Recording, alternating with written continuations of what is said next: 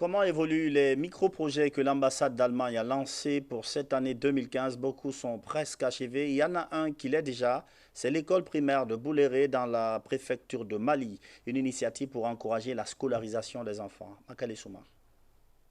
C'est un projet qui a été élaboré en 2013 par l'ONG Adekoma avec les populations bénéficiaires.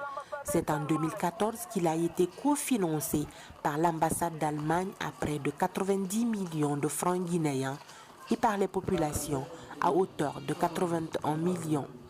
Aujourd'hui, les élèves de Bouléré ont une nouvelle école de 3 classes, plus la direction. L'ambassade d'Allemagne vient de résoudre un problème, un de nos problèmes, une de nos priorités. Notre priorité, c'est l'éducation de nos enfants.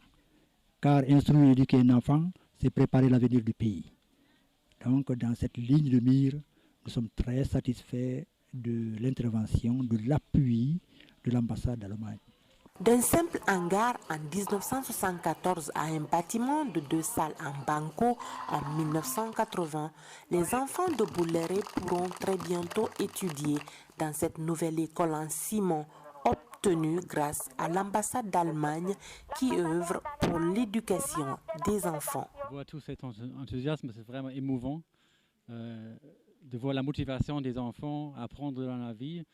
C'est primordial pour le pays et l'Allemagne est prête, disons, à soutenir chaque activité dans le domaine de l'éducation qui avance le pays. Pour la nouvelle école de Bouléré, la garantie d'un avenant de 35 millions de francs guinéens pour équiper l'école a été obtenue et l'ambassade s'engage à y faire face dans un très bref délai pour permettre aux enfants d'utiliser leur nouvelle salle de classe dès le début de l'année scolaire 2015-2016. Amine, un document. À Mali-Yembéren, les jeunes n'ont plus besoin d'aller à l'AB pour s'initier à l'informatique. Leur centre informatique vient d'être équipé de 10 panneaux solaires et de 16 batteries. C'est un financement de l'ambassade d'Allemagne à hauteur de 90 millions de francs guinéens. Reportage Makale Souma. Ce centre de formation informatique de Mali-Yembéren a été équipé en ordinateur grâce aux ressortissants vivant à l'extérieur. Mais l'électricité fournie pour son fonctionnement provient des 10 panneaux solaires et des 16 batteries qui ont été, eux, octroyés à la jeunesse de Yembéren grâce à la coopération allemande.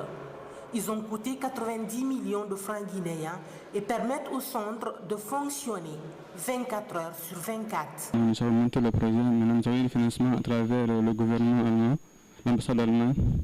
Donc, ils nous ont aidé à avoir 10 panneaux et 16 batteries. Les panneaux solaires sont des mesures de production d'énergie les plus écologiques et les plus durables, très utilisées en Europe selon les spécialistes.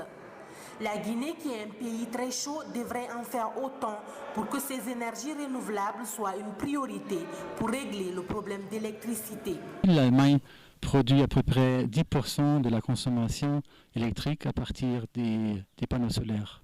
Disons, d'autres pays comme la Guinée ont vraiment un avantage énorme comparé à l'Europe. Ici, il y a beaucoup de soleil, c'est très chaud.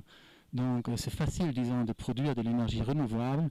Et ça devrait être un début et, disons, un exemple parfait de ce type d'énergie. Les premiers bénéficiaires de ce centre informatique sont tout d'abord les étudiants diplômés et les élèves de Yembéren qui viennent se familiariser avec les nouvelles technologies de l'information et de la communication. Une fréquentation jusqu'ici très appréciée par le donateur et les initiateurs qui visent désormais la bonne connexion Internet.